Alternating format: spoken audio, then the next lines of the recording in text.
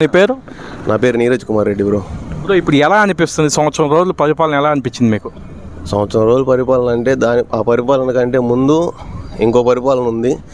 ఇప్పుడు జనాలకి మర్చిపోయింది ఏంటంటే ఫస్ట్ తెలంగాణ విడిపోయిన దగ్గర నుంచి అభివృద్ధి చేయాలా అని చంద్రబాబు నాయుడు గారు గెలిపించుకున్నారు. ఫస్ట్ 5 ఏళ్ళు ఉండింది చంద్రబాబు నాయుడే. జగనేమో అభివృద్ధి చేయలేదు అన్నారు. ఫస్ట్ 5 ఏళ్ళు ఉండింది చంద్రబాబు నాయుడే. అది జనాలు మర్చిపోయినారు. ఫస్ట్ 5 ఏళ్ళు ఏం చేసింది ఏం లేదు. అప్పుడు నేను ఫస్ట్ ఇయర్ చదువుతున్నా బీటెక్. అప్పుడు నాకు 30,000 వచ్చింది ఫీజు రియంబర్స్మెంట్. నేను చదువుకున్నా చంద్రబాబు నాయుడు ప్రభుత్వంలో ఫస్ట్ ఇయర్ నేను 35,000 నాకు పడింది ఫీజు రియంబర్స్మెంట్. నెక్స్ట్ సంవత్సరంలో 73,000 పడింది. అంటే పూర్తిగా వేస్తా అన్నాడు కదా, వేయలేదు కదా అంటే కరోనా వచ్చింది. 5 సంవత్సరాల ప్రభుత్వంలో 3 సంవత్సరాలు పోయింది ఆడికే. అప్పటికి కూడా ఏం అభివృద్ధి చేశారా అంటే చెప్పుకోదగ్గటి చాలా ఉన్నాయి.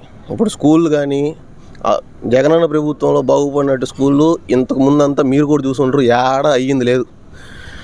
ఇప్పుడు ఒగ్గాని వాటర్ ప్లాంట్ ప్రాజెక్టులు కానీ హాస్పిటల్ కానీ ఒక 5-6 హాస్పిటల్ కట్టించారు, మెడికల్ కాలేజీలు కట్టించారు, ఆర్బీకేలు కట్టించారు. ఇవన్నీ దేనికి అంటే ఇప్పుడు దేనికి వాడుతున్నారు? ఇవన్నీ మూతలు వేసుకొని గమ్మునున్నారు. ఇప్పుడు అంత చేస్తేనే అన్ని లక్షల కోట్లు అప్పు అయితే 14 సంవత్సరాల పరిపాలనలో ఏం లేకుండా కరోనా రాకుండా మీరు అంతకంటే ఎక్కువ చేయొచ్చు. ఇంకా ఎక్స్పీరియన్స్డ్ మీరు 5 సంవత్సరాల్లోనే బాగా చేశారు. ఇప్పుడు కూడా చేయట్లేదని నేను చెప్పట్లేదు. ఇప్పుడు వీళ్ళు పై ప్రభుత్వం నాయకులు ఎవరు ఉంటారో వాళ్ళు చేసేదాన్ని బట్టి కింద ఉంటుంది. వాళ్ళు అనుకోవాలి ఫస్ట్ స్టెప్.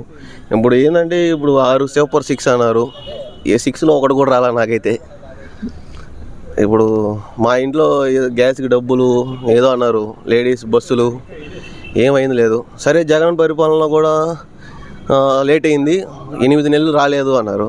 ఓకే, 8 నెలలు అయిపోయింది, సంవత్సరం అయిపోయింది. ఇప్పుడు ఇంకేం వస్తాయో చూద్దాం. ఇంకా వీళ్ళ పరిపాలన కూడా ఇంకా 5 ఏళ్ళు ఉంది కదా.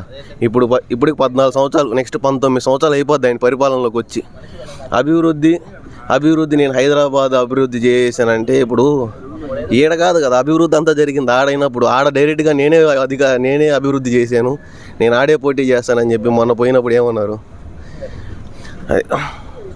అది జరిగింది మొత్తానికి. ఈ ప్రభుత్వం ఎట్టుందంటే పర్వాలే, న్యూట్రల్, ఏమీ పెరిగేది లేదు, ఏమీ పడిపోయేది లేదు. ఇప్పుడు ఏదో రియంబర్స్మెంటు జగనన్న ఆపేసిన డబ్బులు లాస్ట్లో మళ్ళీ రిలీజ్ చేస్తున్నారంట. కొంతమందికి పడుతున్నాయి, కొంతమందికి గ్యాస్ డబ్బులు అవి వస్తున్నాయి. అది తప్పు చేసిన వాళ్ళు ఎవరిని వదలమని చెప్పి జైల్లో వేస్తున్నారు కదా, అది ఎంతవరకు వాస్తవం? జైల్లో అంటే ఇప్పుడు ఆ ప్రభుత్వంలో ఉన్నప్పుడు వాళ్ళు సంపాదించుకుంటారు, ఈ ప్రభుత్వంలో ఉన్నప్పుడు వీళ్ళు సంపాదించుకుంటారు. మధ్యలో నలిగిపోయే జనాలు మాత్రమే. ఇప్పుడు ఆ ప్రభుత్వంలో ఉన్నప్పుడు ఇప్పుడు ఎమ్మెల్యే ఎంపీలు వీళ్ళందరూ కూడా వచ్చిన స్థాయిలో ఎవరు ఉండరు. కొన్ని వేలాది కోట్లు సంపాదించేసుకుంటారు. ఎట్ట చేస్తారు? వాళ్ళ జీతం ఎంత? 2 లక్షలు. కారు డీజిల్కి రాదు. నిజమే కదా 2 లక్షలు ఎవరైనా కూడా సంపాదించుకుంటారు. అది కామన్ ఈ రోజుల్లో. ఎవరు బయటపడరు, అది మామూలే. ఎవరు సంపాదించుకుంటారు, ఎవరు ప్రభుత్వం ఉన్నప్పుడు వాళ్ళు సంపాదించుకుంటారు. అది మనం చెప్పేదానికి లేదు. ఈ ప్రభుత్వంలో ఉన్నప్పుడు ఆ ప్రభుత్వంలో ఉందిగా, ఆ ప్రభుత్వంలో బయటికి తీస్తారు. ఆ ప్రభుత్వంలో ఉన్నప్పుడు ఈ ప్రభుత్వంలో బయటికి తీస్తారు. అంతే అది. ఇప్పుడు చంద్రబాబు నాయుడు మీద కూడా కేసు అయింది, మొన్న పోయేసి వచ్చాడు, బెయిల్ తెచ్చుకున్నాడు. అట్టాగా ఇంక 100 మంది మీద 100 కేసులు ఉంటాయి. వీళ్ళు వచ్చినప్పుడు వాళ్ళు వచ్చినప్పుడు వీళ్ళు బయటికి తీసుకుంటారు. అది అంతే. మధ్యలో నలిగిపోయే జనాలే అంతే. ఫైనల్గా పేదలకు మంచి చేసే నాయకుడు 2029లో ఎవరైతే బాగుంటుంది? జగనే అయితే బాగుంటుంది.